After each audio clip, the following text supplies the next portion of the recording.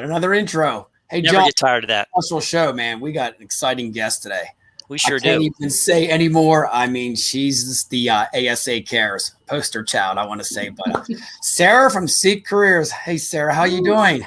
Hey, I'm doing great, Richard. Thanks, you guys, for having me on. Oh my gosh, thanks for being here. Anytime. But I'll tell you what, we're going to deep dive in quickly with our almost famous job report from May. Woo, boy. And I'm going to throw this up here, a stat here. Johnny and Sarah, look at this. This is some of the gains we had.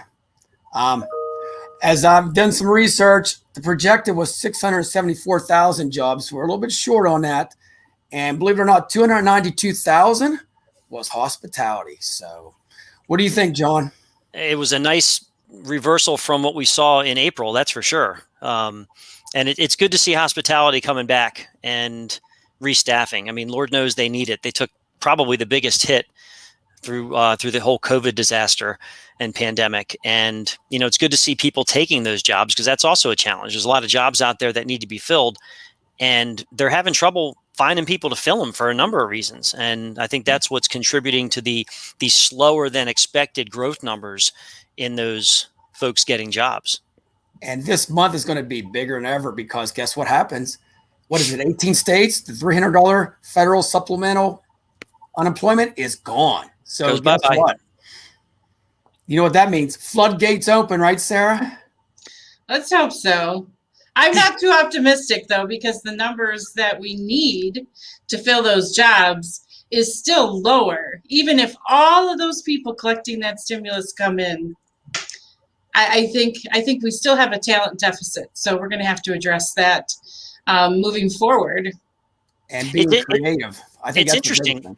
Yeah, creative is key because I don't know how you guys feel about it, but over the past year, when a lot of people either got furloughed or laid off or were simply working from home, a lot of them started side hustles that turned into full-time hustles. So that also pulls the talent out of the marketplace because you don't have that talent to come back to work anymore because they found another stream of income that they enjoy better and is doing just fine for them. So there's a bunch of challenges and a bunch of factors at play here, I feel. Well, we'll just pray for next month. But I tell you what, at least it's going up, John and Sarah. It's not going down. So that's a good sign, I guess, right? Well, absolutely. Oh my gosh, people feel, they're feeling better and better about re-engaging, and everybody wants to get back to, I hate to use that phrase, get back to normal, so to speak. But, it's true. People miss the people interaction. They miss the face-to-face. And we're all, we're humans. We thrive on that human contact and that interaction when it comes down to it. So all the technology in the world is fabulous, but people want to interact and have conversations with people. So they're feeling better about going back to work and going back into physical spaces. But there are some people that just don't want to go back. And that's, it's going to be something that every company has to deal with. I know ours is. And figuring out, what does our workforce look like moving forward and who's going to be in the office, who's not, who's going to be hybrid. A lot of people will have, you have employees now almost like making demands like, no, I want to work remotely 100% of the time or I'm not coming back. So there's a lot of factors that are coming into play here. Totally agree. Are you seeing that, Sarah? Yeah, we're seeing a lot of that. But I think the thing that we have to keep in mind is that people's priorities have shifted. So no matter what their thought process is about what they're going to do next, I have read several surveys that have said 70% of the workforce is going to be changing jobs in 2021. 70%. Wow. It's huge. So when people say there's no people looking for work, they are looking. They just are working right now. So, well said. Well, yeah, so we have to be a lot more persuasive, I think, to bring them to our businesses. And, we're going to have to talk to our clients a lot more about direct hire because people aren't going to want to leave necessarily a full-time job for something that is a temporary or contract. But who knows? I think you just have to ask the question over and over again. Totally agree. And if anybody says there's no job seekers out there, John and Sarah, 192 applicants on my Facebook in 3 days. What is going on? I mean, I can't reach out to them all. That's because you're the shark. They know where to go. Oh, I guess it's all the marketing I do, but we need to talk to you about how do you get 192 people to be applying on Facebook? Creativity is, if you see anything I do, it's out there. It's never now hiring. It's get hiring, be part of the Shark team. And you know what we're going to talk about today? Connections. That's what I'm doing on social media, connecting everybody together. But before we even start that, Sarah, tell us a little about yourself and your company. Sure. Great. Well, my name is Sarah Luxinger. I have been in the industry for 25 years. All with the same company. I work for a company called Asa Careers and Staffing. We're headquartered in Grafton, Wisconsin, and we have 20 locations throughout Wisconsin and Minnesota. We're women-owned, founded, and dominated. So we are, one of the top women-owned business in the state of Wisconsin, and we do commercial staffing, so light industrial, skilled manufacturing, office placements, and we have a professionals division that really specializes in engineering, accounting, HR, more of those professional positions, but all focused on manufacturing. In the Midwest, it's our bread and butter up here, so love it. We do a lot of it. I got to ask you about manufacturing because that's one of my specialties. How is it in the Midwest right now? Is it picking up? Yeah, well, I don't really feel like it ever slowed down. So we might have had some businesses that were a little bit cyclical depending, but we have a very big mix of business from automotive to food production to, consumable goods throughout the state. We make a lot of cool things here in Wisconsin and Minnesota. So one of the things that I think is we didn't see like a big drop off because our industry isn't all focused in one area. So it's not all cheese like we're all led to believe. Cheese and Packer fans, right? Right. So we do have a lot of cheese. Don't get me wrong. There is no shortage of cheese or beer, nor has there been. There has been a shortage of Slim Jims, at times. So I don't think they're made in Wisconsin. But who knows? I've only been to Wisconsin once, and I made the pilgrimage. I'm a huge NFL fan, so I made the pilgrimage to the Mecca that is Green Bay and Lambeau Field. I will say that the people of Wisconsin were some of the nicest people I've ever been around. Great. Well, that's awesome. We are pretty nice. You can come here anytime. Well, thank you. Lambeau Field is pretty cool. So it is pretty cool. It is. Hey, Sarah, I got to ask you real quick before we jump into our subject. Tell us a bit about Asa Cares and stuff like that. What's going on with that right now? Well, Asa Cares is the program that ASA put together. It was, I think in 2007, Linda Carchidi was the chairman of ASA and thought that there really should be an initiative. And she took the reins and created a corporate social responsibility committee for ASA. And I think it was about 5 years ago, more than 5 years. I'm sorry. I've been on the committee for so long. My dates are going together. But we came up with a program called Asa Cares, which is really an award program to reward and recognize outstanding associate members and members of ASA for their contributions to corporate social responsibility. And that kind of just has grown and grown over the years. And now we have every year at Staffing World, which is going to be the last week in September in Denver. I hope you guys are going. We will be there. Yeah, so am I. Woohoo! My first flight, my first hotel stay through this whole thing. So I'm so excited. But we are going to go, or we're going to have ASA Cares Live, which is a way for people who attend Staffing World to give back and feel good. So we're going to do a couple of things. I'm not sure if I'm supposed to share, but Pavana, which we had in the past with the puppies. Oh, yes, I remember that. Pay to go spend a little time stressing and just taking maybe a mental vacation with the puppies at Pavana that'll benefit a local humane society or an organization that helps foster animals. And then we also will be doing an event on site typically that'll benefit local charities in Denver.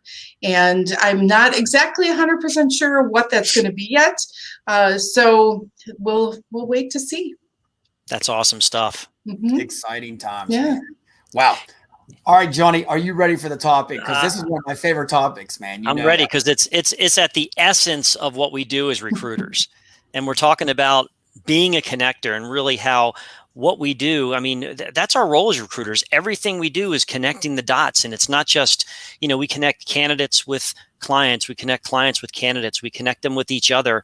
And every connection, if we do it right, can lead to more. And it's all about building that vast network with a variety of people in it so that you become the go-to person when people need something, whatever it might be. Totally agree. And it's a giving take. I mean, I think when you think connecting with somebody, you're not thinking of getting something out of them or getting something benefit. It's about you giving equals growth. I say that all the time. It's like give yourself and connect with somebody and something's good going to come out of that. I swear by that 24/7. And Sarah, do you have any experiences with this? I know you do. Well, and I don't know if this is what you're looking for, but I always say that you have to build your network because you never know where life is going to take you. And so if you don't connect to people and you have to be interested in them, you have to have, I think, a genuine passion for getting to know people, not just to do business with them, but just to be interested, to get curious about what others do, who they are, what they can, what their talents are, and then kind of what you can learn from them. And you have to build that network so that you don't ever just get in this thought process of, oh my gosh, I'm in this, my own company think, where you have that group think going on.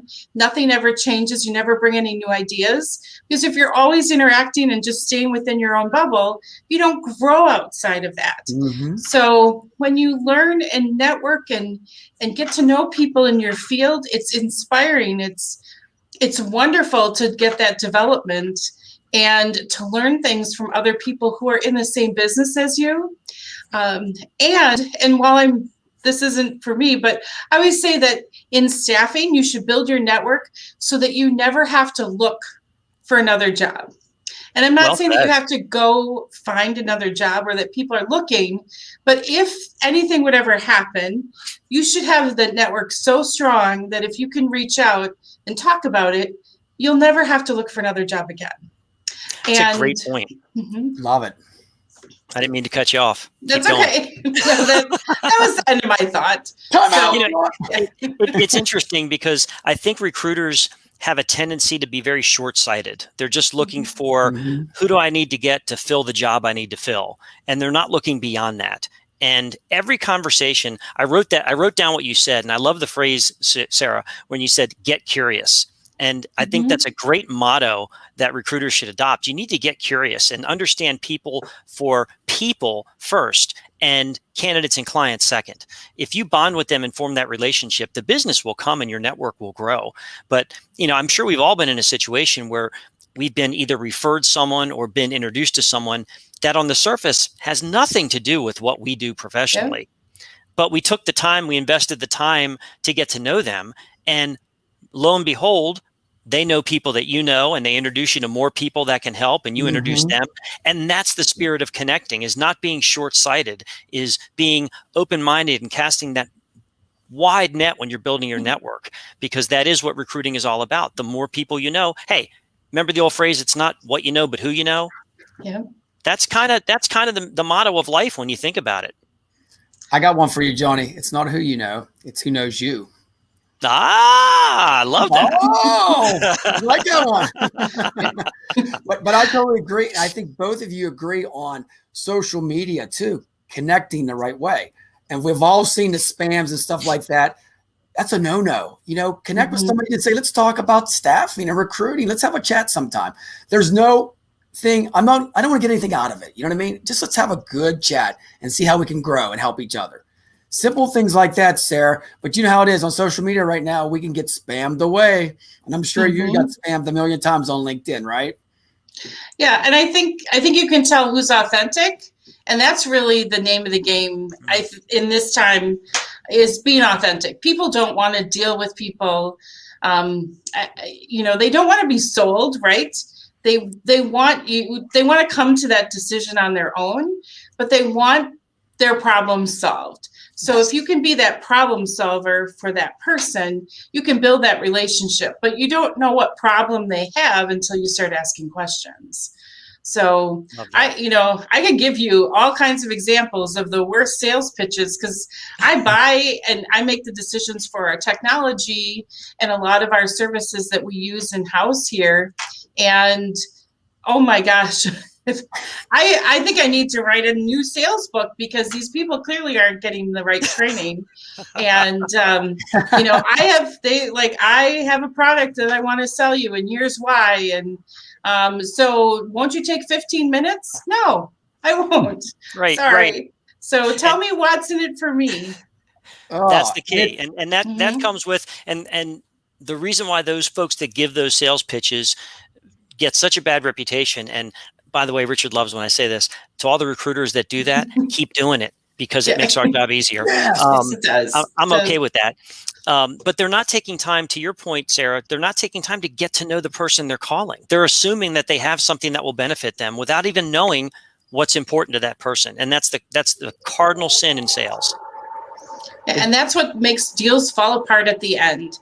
If you don't get to know your candidate up front, what they want, what's important to them, you can get them all the way through to offer. And then what happens? They get a counter, and now you've just made no money. So I think it's really, really critical to invest that time up front, really getting to know your candidate, not putting that job on their head right away where they say, this is where you fit. Because we do that too. We put that halo. Yes.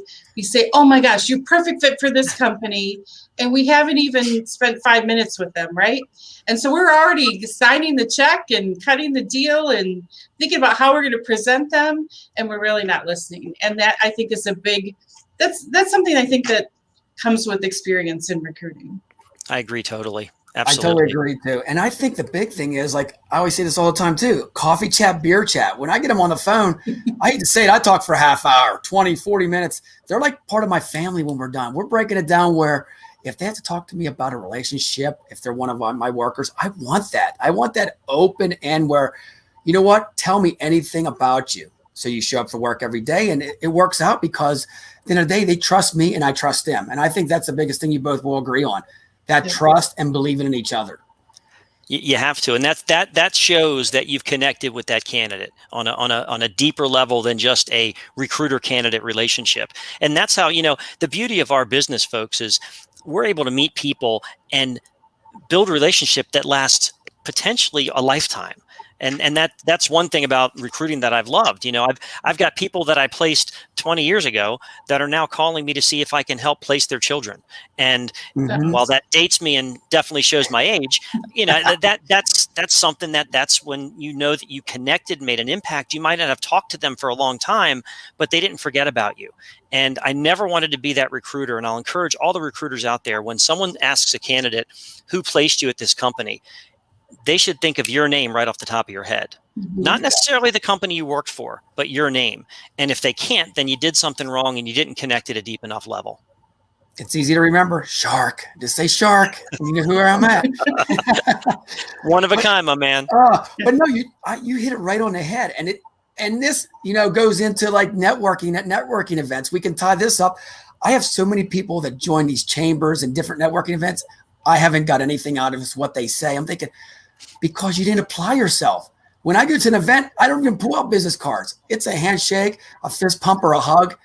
And if you make it a good impression, they'll find you on LinkedIn or something like that. I think that's what we need to do. Instead of sitting in the corner, eating the appetizers, we got to get out there and just embrace everybody. Am I right, Sarah? Absolutely. I think, one of the pieces of advice that I give to new employees or millennials that are just learning to network, because I don't know if they learned any of these skills, is I always just say, you know what, when you get in the room, go up to the person who scares you the most and say hello. My name is, and then let them say who they are, and just do it. Because once you do that, talking to people is not so scary, but it's taking that first step. And you'll be amazed at who those connections are. They might be lifelong connections. That could be your next champion or sponsor that you go up to, next client, the next big contract you land, or it could be the next person that you recruit. You just never know. And that's the reason, you don't be afraid to go up to anyone. And I always recommend also, and let me know your thoughts on this, Sarah, too. There are plenty of candidates that we meet that unfortunately we can't place. But I say, to your point, you never know where those people are going to end up. So you should treat every candidate with the equal level of respect and time and courtesy, whether you can place them or not. It's not about that. It's about connecting with them and forming a relationship so that at some point down the road, one or the other may want to connect back and help the other person out. And you never know where people are going to end up. Exactly. And if you build a bond with that candidate and you can't place them anywhere, share it. I shared over 25 candidates this year already. You know what? And I don't ask for a penny back. It's give and take. They help me, I help them. And I think that's a big thing in this industry, that I think that since COVID, that we are sharing more. I don't know if you see this, Sarah, or not, but we are sharing and caring more in the staffing industry. I really believe that. I have a ton of friends in the staffing industry that, we share people, we can't help this person. Could you? Or we're not in this market. Could you help them? Or we don't have a client is requesting something. We share orders, we share candidates. I think people are sometimes so guarded and so afraid to let out their secrets that they really do themselves a disservice, right? So I totally agree with that. Yeah, I think it also comes I'll share with you any day. I have the same mindset. And Sarah, to your point earlier, I think that comes with experience, where the longer you do this business, you just, the more confidence you build up. It always amazed me. And you don't see this much anymore, but in the earlier days of LinkedIn, you had recruiters that would hide their contacts. They wanted to connect with you, but they hid their contacts. Yes. And they, and the advice was, oh, don't share your contacts because people could steal them. And I said, well, if people steal my contacts, that's on me, not them. Exactly. So, it's like, you shouldn't, to your point, it should be, share and share alike, and everybody grows that way. Yeah, I remember years ago walking into a competitor's office, out on the road doing sales, and because I've done all levels in the business, and just walking in just to make friends, because you never know, you might need that secondary, or they might need a backup on an account when you're growing a branch. Just never know. But you just walk in, and then all of a sudden you see their arms go across their desk and everything just like hiding, like I'm there to steal secrets. And I think we've kind of progressed to that now that everything's online. But, you're going to have some people that might do something not so good. But for the most part, I don't think people wake up and say, hey, I'm going to take advantage of other people. I think we all typically want that win-win-win for our client, our candidate, and our company. And it's a positive mindset too. I really believe that, because I want everybody to do better than me, because that's what it's all about. Let's all be successful together. What is success? And that's another story we can talk about some other time, but it's what you do the best every day. It's not about how many candidates you put together, how much money you make. It's, did you do the best every day to fulfill everything that you talked about that day? And I really believe in that stuff. And then I got a little side note here, John. You're going to love this real quick. Can I throw a little story in? Go, man. I was at a wedding this week, Sarah, and I guess I'm the wedding recruiter now. I was at a wedding, and it was at a golf course, and they need 4 cooks. And guess who got the job order at the wedding? Yours truly. Well, you're always recruiting. You have to be. You're always working. Yep. So we got a contract already and everything on a Saturday night. I had to share that, John. So I didn't stop. I'm still wedding recruiting all the time now. I'm surprised you didn't take the mic up there at the wedding and say, "Hey, everybody, announcement," and try to recruit from the wedding guests, right, Richard? Sarah, we don't know that he didn't do that. No, I just got the client, and I want to enjoy the rest of the night. But it was kind of funny.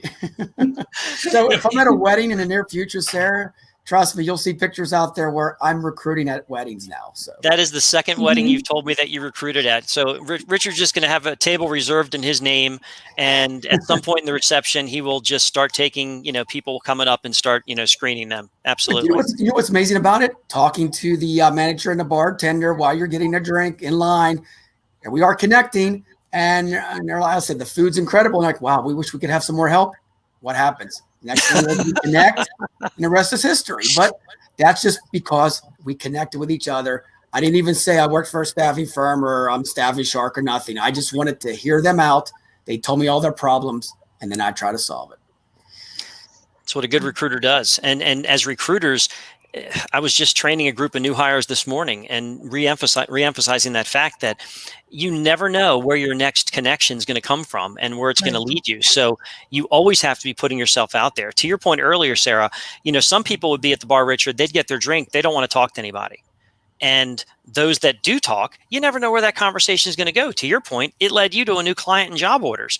You never know unless you try and connect with that person at some level. Sometimes you'll succeed. Sometimes it'll go nowhere, but you have to make the effort to do that. Can't wait for it to come to you. That handshake, if there's 125 people at the wedding, 125 handshakes going out, right? I mean, just greet yourself and smile. I think the biggest thing is, and Sarah probably agrees on this, you got to show positive energy all the time. And I believe when we're on the phone, it's just like this show. The spotlight's on you. You got to cheer that person up you're on the phone with because you don't know how their day went. Agree. You have to be present. You do.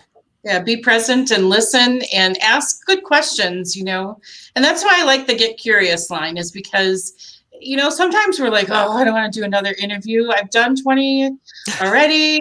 If I hear about one more person who had like the best, or worse luck, it's always somebody else's fault. And you hear this, that, and that. Oh. I mean, we do. We get very cynical in the recruiting world because we hear all these stories. And then all of a sudden someone comes along and you're like, wow, I almost missed this opportunity because I was too drained from this other stuff. I let that get to me that I wasn't present in the moment with you. And then it just clicks. And it's like, that's why we do this business. It's because all of a sudden something is right there and you're like, oh my gosh, I can make a difference. I can make a placement. I can make this connection. And we can change. I don't mean to sound altruistic, but we can really change lives through this business. Absolutely. Because we're the second chance people in a lot of cases, right? Depending on what level of recruiting you're at. Really, for commercial staffing, and Richard, I know a lot of your candidates, it's like if we weren't their agent or, in their corner, somebody might not give them a second look. Exactly. And have fun with it. If you see my post I did a couple of weeks ago, Jobs Across America, 22 people. And I got pictures. I'm in the middle posing and we're like having fun. I said, let's do a goofy pic. They're all together having fun. Guess what? They're exchanging numbers. They're working together. Some are working at different places. Now I'm building a community of people having fun. And I think that's what it is. When you get hired, it should be fun for us and for the job seeker, and make it exciting. I don't know what else to say, but like this industry is incredible, and just let's have fun with it. I think every day is so freaking fun. Every day is different. It's like riding a surfboard. Am I right, John? I'm riding that big wave every day, and it's like, if it's 8:00 at night. But I think the biggest thing you said, Sarah, that I want to just elaborate on is you got to hold yourself accountable. I could see that what you were saying was like, you know what? Don't blame the candidate if they ghosted you. And I see a lot of recruiters ghosting people now because they're like, well, I can't place this person. I'll just let it go by. You got to call back. You got to follow back up. Oh, my gosh. Because they don't forget that. You know what I mean? Ghosting has become such a hot topic on both sides of the table. And it's something that really, really I'm passionate about not doing. And I always tell folks, it doesn't take that long to return a call or to reply to an email or to let someone know they either did or didn't get an interview or did or didn't get a job and why. To your point, Sarah, we are impacting their lives and we may not be able to help them get a job right now, but we can help them in some way. And we've got to take that to heart and be personal about it. And we've got to remember that every time let's say you've done 20 interviews and number 21's on the docket and you're just drained. You got to remember, it might be your 21st interview of the week or whatever, but it's the first time that candidate's meeting you.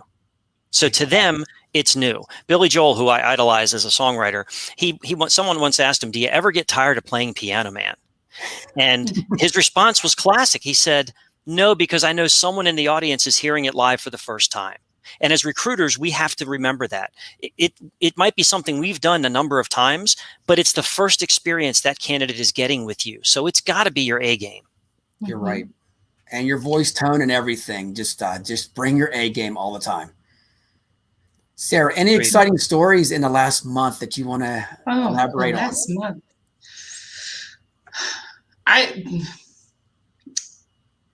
It's a great question. I wish I had a very good answer for that.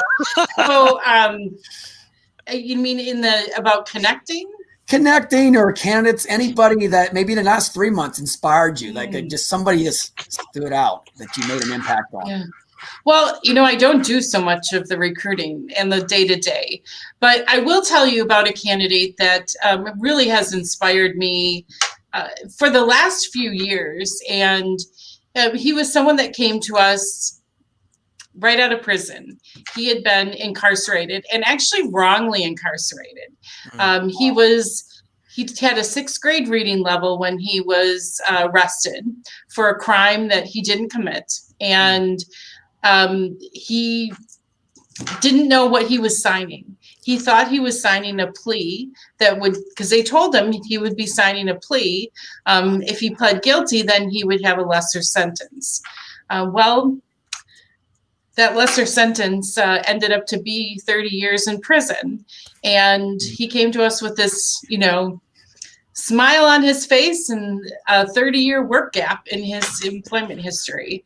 Wow. And on paper, this guy would have never been looked at twice. Like if that resume went through and some software was picking it out, it would get thrown out. But when you meet Alfonso, he is amazing. Like he lights up the room, and there's something special about him. And he never played the victim. So he told his story. He was wrongly incarcerated, but what he did with that is he got his high school diploma, which he didn't have. He got a technical degree in the culinary arts. He wanted to be a chef. This was his dream. His mother created this environment where, everyone would come and break bread together. And he just loved that. He loved that feeling of that creating and bringing people together. And so he used his, whatever they get, 35 cents an hour to pay to go to technical school. Wow. Because I guess you do that when you're in prison. And then he said, when I get out, I'm going to make a difference. And he kept lobbying and fighting. He became a good speaker. He's very eloquent. Just this amazing person with this story. And he came to work for us. And the one thing that the customers said and told us about him was that when he came to work, everyone was happier around him. Wow. He made the environment better just by being there, just by doing what Richard does and what you do, John, like smiling and caring and taking an interest in other people. And they were devastated when he got offered his dream job to, run a hotel. He was the head chef of a hotel restaurant, but they had to let him go. And then the pandemic hit, and he tried to hold on to that job as long as he could, but eventually they had to close that restaurant because there just was no one coming in. And he came back to us, and he only had worked for us for a couple months and said, hey, I don't know what to do. He spent a month feeding the homeless and feeding people at his church, and then said, I'm gonna go back to Seek and see if they'll help. And we called the supervisor that was at a different company that hired him, had moved to another company, and called him and said, I will make a spot for him. Wow. And about 5 months later, he was hired on, and he's just now he's a supervisor and doing just wonderful. What a great story. And to your point, if not for the help or assistance and advocacy that you as the recruiting firm provided, what happens to Alfonso? I mean, we don't know. It's a great story, but it could have ended much differently. Yeah, it would have ended differently. He jokes that he could barely drive a car. I mean, he certainly couldn't, work a computer. He didn't know how. They didn't teach him how to do that. And so, yeah, I don't know what would have happened to him. Hopefully somebody else would have seen. I mean, this man has an aura that's just incredible. So I would have to think that some other recruiter would have noticed that. You talk about the power of positivity. I love hearing stories last night like that. And I'm in awe of folks like that, because going through what he went through, very understandable if he would have come out of there bitter as heck and really mad at the world. The fact that he took it and made a positive out of it, man, what a guy. That's amazing. Yeah, it's amazing. And that second chance program, returning citizens, whichever program you call it, is amazing, Sarah. I work with it every day, and it's so rewarding to just get them back on track and everything like that, you know, and we learn from it too. I learned so much about what's going on in the environment that we don't even know about. You know, push out the news and don't talk about the news at all, but just what they're going through. Yeah, we don't talk about media and the news anymore. But, you know, it's great to just hear their stories. And you really appreciate life after you hear what they're going through, because they're surviving every day, survival. And that's where you want to go make a difference now. And I'm sure both of you are the same way. It's like, I want to get dirty and make sure they get hired somewhere. And, you know, and I'll put my name on the line. And a lot of them have so many great skills, from forklift to welders, but they have that background, which thank goodness now that they're uplifting that a lot and letting them give it a chance, which I think is incredible. Do you see that a lot, Sarah? Do you see a lot of people coming across the board now that they're giving a chance to?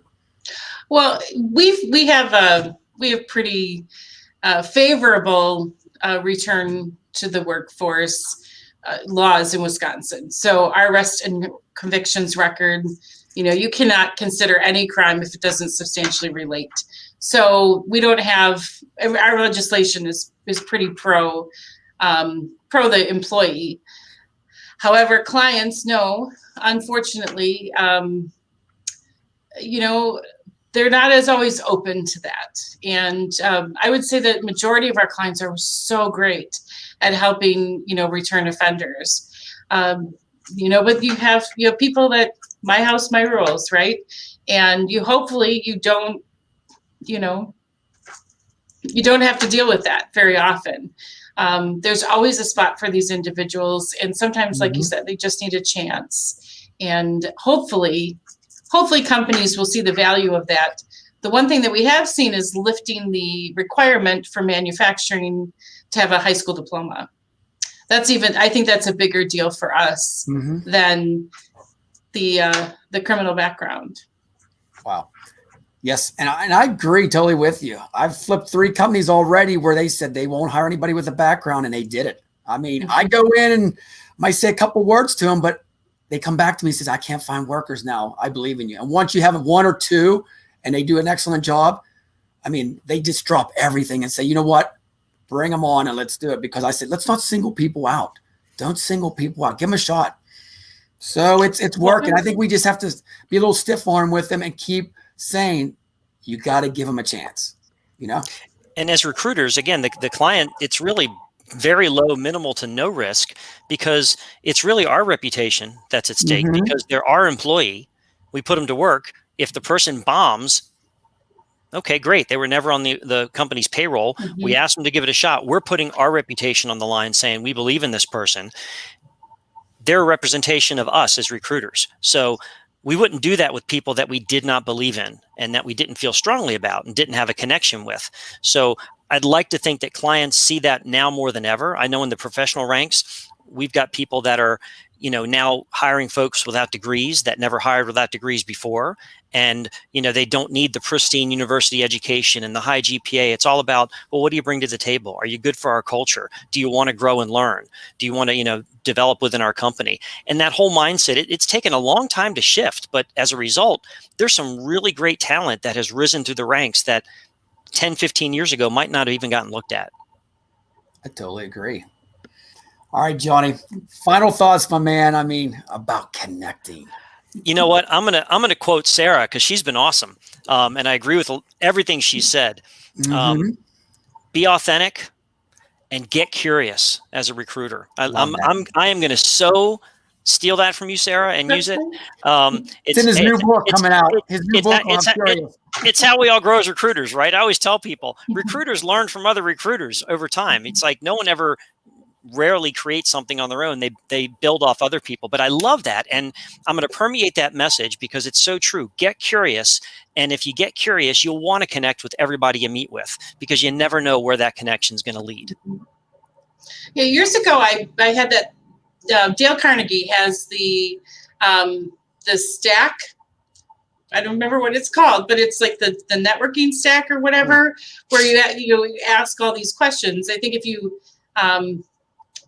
Google it, you'll find it. There's a picture, and so it's like, you ask all these questions, and I think that just naturally gets you curious about people and who they really are outside their name, rank, title, and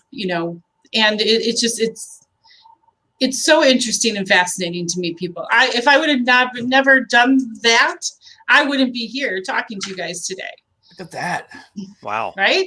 Because Richard, you and I met through the ASA, the CARES, Yes, the committee for ASA. And then we met in person, and then we've had this connection ever since. So, I think that's where it all starts. Just like gotta I always look say, around. what you see is what you get from me. There ain't no hiding this. This is me 24/7. So, hey, Sarah, I just want to thank you for coming on. I have a little special thing I'm going to show you. Do you remember this? John, do not laugh at this, man. This is Staffing World 2019. Look at that. Wow. Oh my gosh. I do That's remember awesome. that. Washington, D.C. Look at the silver suit I had on, John. You'd be attracting a lot of sharks with that suit. Oh, boy, I might have to pull it out this year. You never know what's going to come out Never this year. know. The I'm final excited event. just that Staffing World is back in person. I'm excited for that. I am too. I can't wait to just give everybody a fist pump, a hug, and a handshake, and just enjoy the fellowship that we're going to have for the whole week there. So it's going to be exciting. But Sarah, I just want to like I said, thank you again. You're doing incredible stuff in the industry. Trust me, we all look up to you. I was excited to have you on the show. You'll be back. Definitely at Staffing World. You're going to pop in on our show sometime there for sure. And I can't wait just to meet you in Staffing World. It's been like 2 years. So Yeah, I'm ready for my hug, Richard. I'll tell you. oh, yeah. So- Hug and a picture, right? And John, if you're okay with that, I'll hug you too. I'm a hugger, so I'm all in. All right. So we're going to hug out in Denver. Can't wait. Thank you so much, guys, for having me on. This was an absolute blast. I'll do Thank this you very anytime. much. And You're thank you for quite all you welcome. continue to do for our industry. Yeah, great. And just remember, everybody out there, connect with somebody today and just be social. Don't ask for anything in return. Just connect. Till next time. Next week, another super guest. I'm not going to tell you who it is. You got to wait till Monday. But till then, we'll see you next Wednesday at 1 o'clock. Take care, everybody. Take care. Bye.